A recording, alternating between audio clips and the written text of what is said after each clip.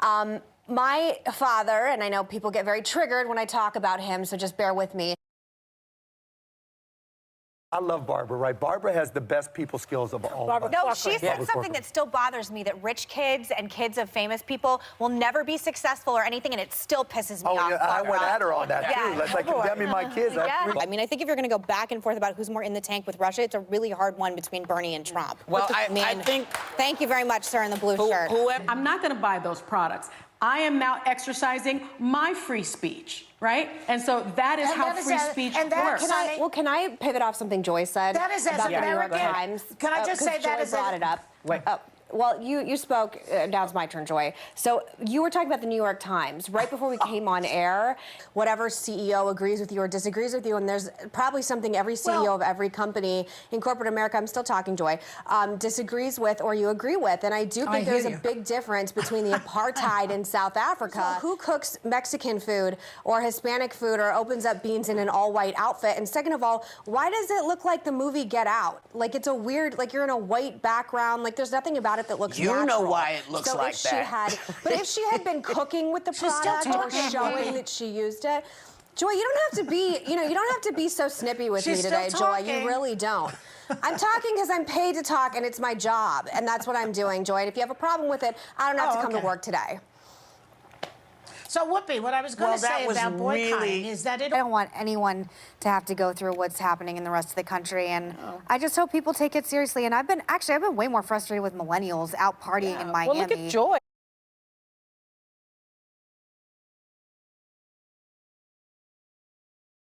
And there seems to be this, again, culture war between people in the middle of the country and people on the coast. And I know even for me, I've seen some people in the media, nobody on this show, but I've seen media figures complaining and talking about their fear. And again, even for me, I want to say, check your privilege. You are not someone, we are not people who are going to be impacted in the same way that somebody making minimum wage in the middle of the country is. I have been in quarantine just like everybody else, or excuse me, sheltering in place for the past 3.5 months. I still can't buy a crib for my child in person. I'm worried that this is the new normal, like a lot of Americans, that I'm never going to be back in studio with you guys again, that I'm not going to ever be able to go into a baby store, which I know I keep bringing it up, but when you waited as long as I did to have a child, and now I don't even know if I'm ever going to buy a crib in person, it's something that's been hard. And the Women's March, we were literally not invited to join and told to stay home if you're pro-life. It ended up being the leaders of the Women's March had a strong ties to Farrakhan and a lot of anti-Semitic and, in my opinion, extremely problematic and controversial views that I wasn't comfortable. I just want to say one of the women had strong ties, not both of them, but go ahead. Well, you can watch the tape of me interviewing them on the show and make your own decision for it. Yeah, I was there. You were not. I was there. No, you weren't. I was there. I was there. Yes, I was. I sat right there.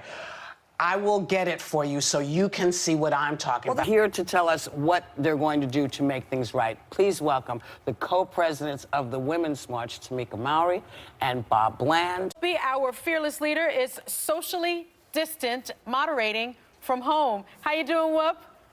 What is with this energy? Hey, I'm good. I am as I was yesterday. I thank even Mitt Romney for standing up when every coward in that Republican leadership has said nothing, radio silence about every sin committed by this man. I thank Chuck Schumer and Nancy Pelosi. I'm so happy that there are a few adults left, and Fauci is one of them, and I want him to speak out. Taking it, hydroxychloroquine.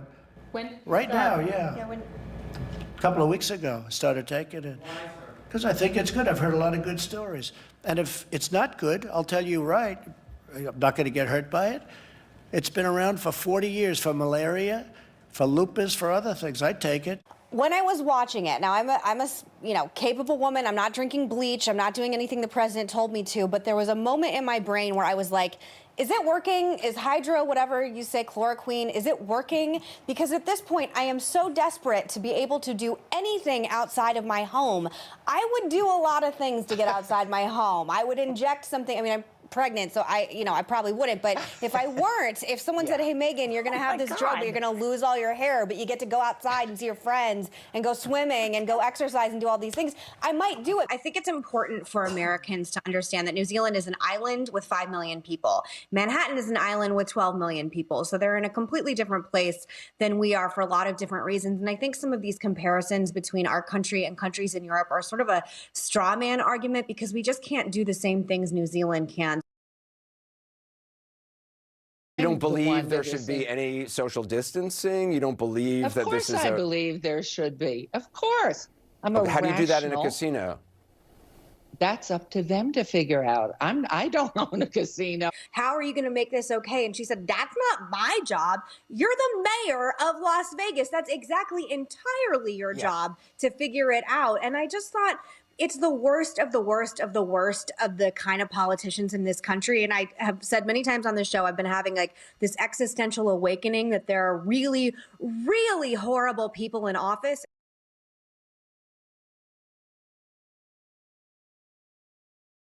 That's not the name of them, What is right? the name? The real name, I think, is just I unassigned delegate. Something like that. It's like Yeah, I unassigned mean, we delegate. all call them super delegates. Yeah, that's not the legal term. They're pretty super because they get a chance to vote whoever the hell they want to. I'm because like the only fan of super delegates in the world, I guess. Because I think people like Clyburn have earned a position of you know. Yeah, I mean, these are.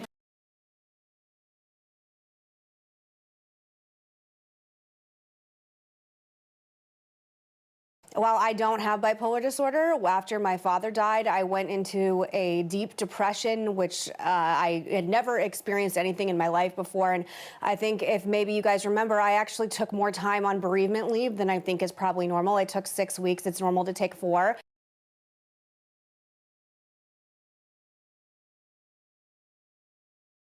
And he's like Jennifer Holliday in Dreamgirls, and I'm telling you, I'm not going. They're going to have to take him out feet first, I think. Jennifer Hudson. That was like a The fabulous Adele, rolling in the deep Adele. Well, she posted a photo, and all anybody can talk about is how thin she looks, how skinny she is. What is that really what folks should be focusing on? One of the weird parts about being pregnant during the pandemic is the world doesn't get to see my body changing because clearly you guys are only seeing me from the waist up. And one of my biggest fears coming back to the show, when we inevitably hope to come back to the show, is what the media's reaction will be to the weight that I gain being pregnant, and then if I don't lose it fast enough. My biggest fear right now has nothing to do with politics, with the election, with the things I'm saying, with the reaction to my political commentary. It's the media's reaction to the ultimate way my body's going to look after having a baby. And Twitter wants to start fact-checking tweets. Now, if we're going to go down this road, every journalist, every commentator, every teenager who says that they can run, 100 miles in 2 minutes is going to be fact-checked. That's not logical. You might as well shut down the platform in its entirety.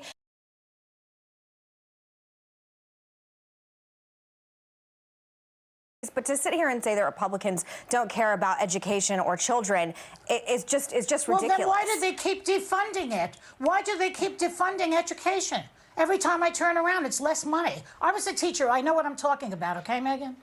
I was not a teacher. I'm not a teacher. But again, I think that I think what's exhausting is coming on the show every day and being told that Republicans don't care about anything. We just want people to die. We want children not to be educated. Nothing matters. This is a crisis in this country right now. I have friends. I want to make one thing clear. When I speak about Republicans, Meghan, I am talking about the leadership in Congress. I am not talking about the run-of-the-mill Republican voter. So do not say that to me again, okay? And as the only Republican in mainstream media, when you talk like that, it puts us on the defense. In places, I think even as me, just like the only conservative in the entire world left on mainstream media. Tucker Carlson addressed his head writer getting fired by Fox News for posting racist comments as recently as last week. Take a look. What Blake wrote anonymously was wrong. We don't endorse those words. They have no connection to the show, and he has paid a very heavy price for it. But we should also point out to the ghouls now beating their chests in triumph at the destruction of a young man that self-righteousness also has its costs. I assume because you used to work for Fox that you're not going to speak on this No, I'm happy to speak on Meghan? this. I was actually waiting for you to come to me. Okay.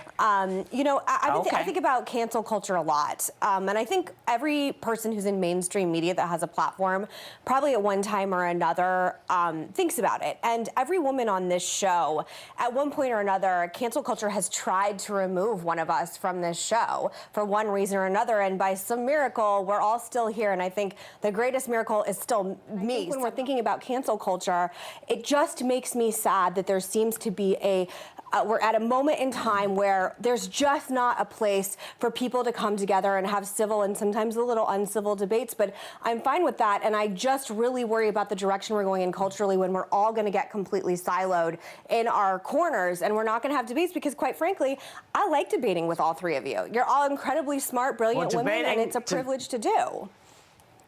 Debating is great. What you do want to stay away from is you want to get rid of the racist aspect of it. I'm talking about people like Tucker Carlson, where that's a different perspective. I don't hold him accountable for his writer's actions in the same way that I don't hold any person accountable for someone they're attached to's actions. And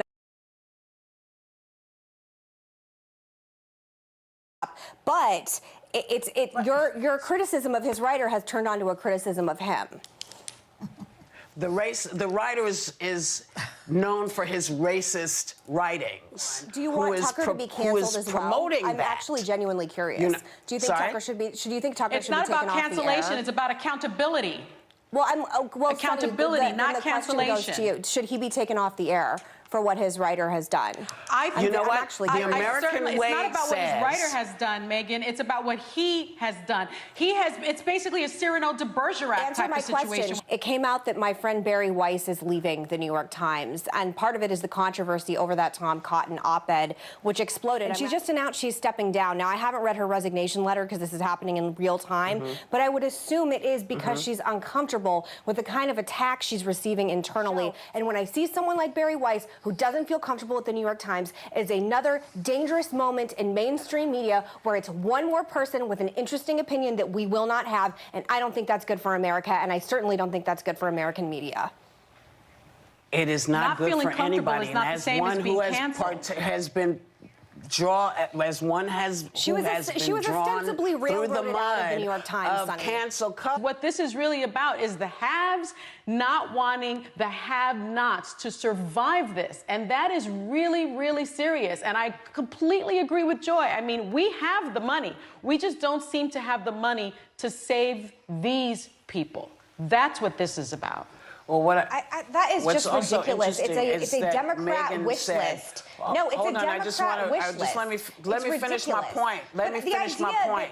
How are we going to tax people? Okay, we'll be right back. If there's no. I was told the night of the incident by one of the investigators who was working the crime scene. He reached out. He told me that my son was involved in a burglary, and in the midst of the burglary, my mom was confronted by the homeowner, and at that time of the confrontation, there was a fight over the handgun, and Ahmaud was shot and killed. Wanda, when you first received a phone call from the police the day that your son was killed, what did they tell you had happened, and did you believe this story when you were told it? Okay. Ms. Trumpets, Meghan, look, I think I've made it clear to your publishers, I don't like books like this. I don't like family tell-all books, especially when it comes to families with fame and power, because they're told from the one side, and often the subjects are villainized to the point that I don't actually end up believing the stuff written. There have been books about my family which are complete and total garbage, told from a skewed perspective, and at the end of the day, you get a really good paycheck out of it, but I don't think it's that legitimate. What do you say to people like me who think this is just a great way for you to get a paycheck right now? Well, you're entirely entitled to your opinion. I think if you read the book, you see that I bring to the story my very deep experience within the family. I'm not some stranger writing it. I'm his niece. But you're not close enough with the Also, I family where you say you have any relationship with Ivanka. I mean, I think the last thing I understand is that you did end up going to her wedding, but you thought you were only invited as a courtesy. So again, I just know in my family, and my family's clearly nothing like the Trumps, but the people who are close, I certainly have extended family who I don't interact with, or certainly only interact with at funerals and things like that. So I don't think people like that would know the inner workings of my immediate family dynamic in the way that you present it. Well, I'd love to answer your question. I am not extended family. Donald's my dad's younger brother, and my cousins, Donald's children, are completely irrelevant to the story I was telling, which is, in my view, the foundational narrative about my family and how Donald became the person he is. You weren't concerned enough to not go to the White House and have dinner with him. I mean, I think this is the part I don't understand. Your brother says it's bad. You went to the White House and had dinner with him while he was president on the taxpayer dime. You have a complicated relationship with him and this family that I don't understand. And I understand now you're saying it's really important now, and that's all well and good. But I do think if you were probably close to that family, you would probably know your cousins, Don Jr. and Ivanka, on a level that you clearly don't. I'm not entirely sure why you're so focused on my cousins, who, again, are so much younger than I am. So I guess what I would say, first of all, I did not go to the White House on the taxpayer dime. That's a quite absurd thing to say. In 2018, the CDC had to cut 80% of its efforts to prevent global disease outbreaks because Trump wanted to use the money to build his wall, okay? Let that sink into your heads as you're sneezing around town. Well, I would prefer not to. I prefer not to politicize when people are dying in this way because They're it on really the subway is or tragic. whatever. Remember that when you go to the voting I don't like when booth. Trump's politicized at all because again, it's very dangerous, and I think people are very fearful. I have a lot of friends. Mayor Durkin says it's time for demonstrators to pack it in and go home, and she's working out terms with them to sort of balance both things out. Did they make their point, the demonstrators, or do you think the message got lost and set the movement back? I'll ask you, Meghan. Oh, I thought I was going third. I actually wanted to hear what the ladies had to say. So can I go last? Oh, I have you up first. That's who I went to you. Yeah, there's a lot of conflicting information about social distancing, which that means stay 6 feet apart from people when you're out in public. Why do you think some people think this is an overreaction? Well, when they write rap on the card behind your head, should I rap? Oh. Yeah.